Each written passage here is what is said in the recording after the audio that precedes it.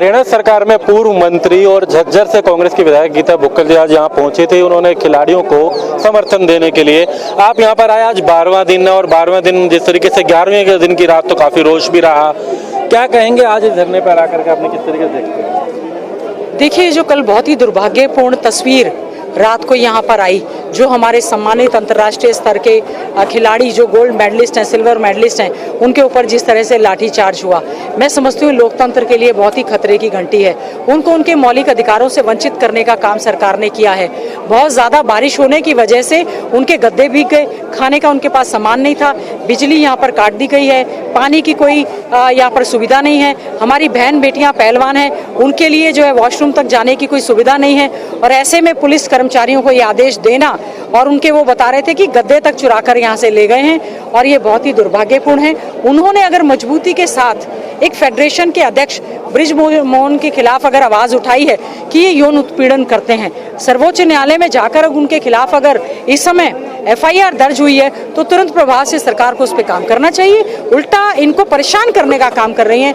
मैं तो धन्यवाद करती हूँ सभी खाप पंचायतों का, सामाजिक संगठनों का, मीडिया के सभी साथियों का, बंधुओं का, राजनीतिक सभी लोगों का, जो आकर इन पहलवानों का हौसला अफजाई करने का काम कर रहे हैं। सबसे पहले आदरणीय चौधरी भूपेंद्र सिंह हुड्डा जी, क्योंकि वो बिल्कुल जमीनी तौर पे और वैसे भी मन से आत्मा से इन पहलवानों के साथ जुड़े हैं। उनके साथ इन्होंने आकर उनका समर्थन देने का काम किया। सांसद भाई दीपेंद्र हुड्डा जी ने आज भी यहाँ पर आए थे, लेकिन ब्रजभूषण है, उनका कहना है कि राजनीतिकरण हो रहा है। वो कह रहे हैं एक स्टेट के लोग हैं, एक परिवार के लोग हैं, एक अखाड़े के लोग हैं, और ये कहीं ना कहीं कह रहे हैं कि राजनीतिकरण हो रहा है, और खासकर दीपेंद्र हुड्डा पर निशाना साध रहे हैं। बीजेपी के लोग इस तरह की तुच्छ राजनीति हमेशा से करते रहे हैं। धर्म, जाति, बिरादरी के नाम पर, क्षेत्र के नाम पर इस तरह से खिलाड़ियों को बांटना बहुत ही गलत है। जिस समय देश का परचम लेकर आते हैं, मेडल लेते हैं, कह रहे भारत देश के खिलाड़ी आ रहे हैं, और आज कह रहे हैं कि जाट बैठे हैं, कभी कहते हैं हरियाणा के बैठे हैं। ये क्या तरीका है? ये क्या बातें उनको शोभा देती है? जो अशोभनीय व्यक्ति, अशोभनीय व्यवहार और आचरण है, उससे हम क्या उम्मीद कर सकते हैं? वो तो ऐसी भाषा ही बोलेगा। दीपेंद्र हुड्डा जी ने कहा, मैं अपनी बेटियों से, अपनी बहनों से मिलने जा रहा हूँ, मैं चुना हुआ सांसद हूँ, मेरा अधिकार है। ये कहा गया कि धारा 144 लगी है। उन्होंने कहा कि 4 लोग जा सकते हैं, लेकिन मैं बिना PSO के अकेले जाऊंगा। उनको रोका गया। क्यों रोका गया? सरकार से कोई पूछे तो मैं समझती हूँ इस समय हमारे प्रदेश के मुख्यमंत्री हो, चाहे देश के प्रधानमंत्री हो, 100वीं मन की बात धक्के से सब लोगों को सुनाने के लिए तो बड़ी व्यवस्था कर रहे हैं। न्याय दिलाने के लिए इन खिलाड़ियों के साथ नहीं आ रहे हैं। मैं समझती हूँ सभी राजनीतिक संगठन जो आ रहे हैं। देखिए, लोकतंत्र की ये बहुत खूबसूरती है। जब विपक्ष मजबूती के साथ खड़ा होता है, आवाज उठाते हैं, तो सत्ता पर दबाव बनने का काम होता है। हम उम्मीद करेंगे इन खिलाड़ियों को न्याय जरूर मिलेगा। सभी खाप पंचायतें और युवा साथी जो आ रहे हैं, बहन बेटियां आ रही हैं, क्योंकि अगर इनको न्याय नहीं मिलेगा, आम जनमानस, गरीब, दलित, महिला, एक आम व्यक्ति को न्याय कैसे मिलेगा? यहाँ हम एक बात और जानना चाहेंगे। कांग्रेस से भूपेंद्र हुड्डा भी यहाँ पहुंचे, दीपेंद्र हुड्डा पहुंचे, आप भी पहुंचे, कुछ और आपकी पार्टी के विधायक भी पहुंचे। दिल्ली में तो आवाज उठ रही है, हरियाणा में अब किस तरीके से कांग्रेस की रणनीति है कि इस आवाज को आगे बढ़ाने की जो बात की? देखिए, हमने जो है, चाहे वो हरियाणा की विधानसभा के अंदर की बात हो, चाहे हमारा विपक्ष आपके समक्ष कार्यक्रम की बात हो, जो हमारा हाथ से जोड़ो हाथ कार्यक्रम चल रहा है, चाहे उसकी बात हो, चाहे इस समय हमारी विभिन्न खाप पंचायतें जो हैं इस समय जुड़ रही हैं, किसान संगठनों के साथ जुड़ रही हैं, कांग्रेस पार्टी पूरी तरह से, हमने तो ये बहुत हल्ला विधानसभा के अंदर और बाहर और पूरा प्रचार कि संदीप सिंह का इस्तीफा क्यों नहीं ले रहे।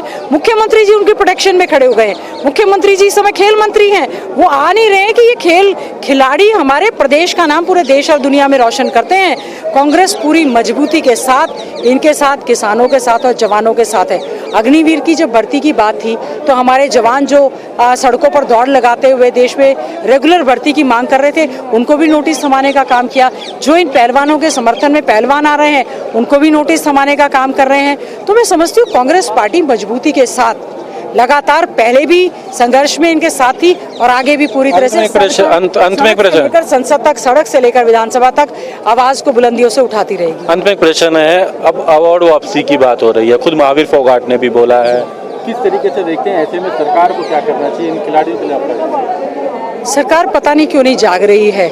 महावीर फोगाट जी, जिनको द्रोणाचार्य अवार्ड मिला है, क्योंकि उनके शिष्य अगर धरने पर बैठे हैं, उनको न्याय नहीं मिल रहा है, तो एक गुरु की पीड़ा है। उन्होंने आज कहा है कि अगर हमें न्याय नहीं मिलेगा तो मैं ये अवार्ड वापस कर दूंगा।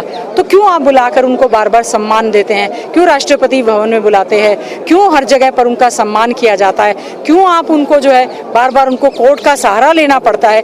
क्या हमारा लोकतंत्र इतना कमजोर हो गया है? क्या हमारा संविधान और संवैधानिक संस्थाएं इतनी कमजोर हो गई हैं? क्यों नहीं जो हमारी ऑटोनोमस बॉडीज है वो निकल कर आती हैं? क्यों नहीं हमारे संवैधानिक संगठन और सब लोग आगे आते हैं और इन बहन बेटियों पहलवान, और हमें तो हैरानी की बात है, ये तो पहलवान है, आम जनमानस का क्या होगा? एक बहुत ही चिंता का विषय इस समय जो है देश भर में जो स्थिति हो रही है बहुत ही चिंतनीय है और बहुत ही अशोभनीय वातावरण इस समय बन रहा है। हम उम्मीद करते हैं जंतर मंतर में जो धरना प्रदर्शन चल रहा है, सरकार इनकी सुध ले और FIR पर कार्रवाई हो और तुरंत प्रभाव से ब्रिजभूषण का जो है इस्तीफा लिया जाए ताकि कुछ उम्मीद ये हमारे खिलाड़ी कर पाए।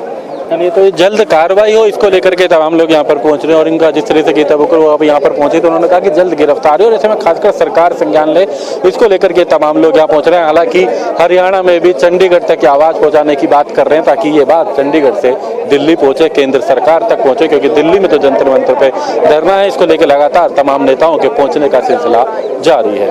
दिल्ली से दीपक शर्मा, इंडिया न्यूज।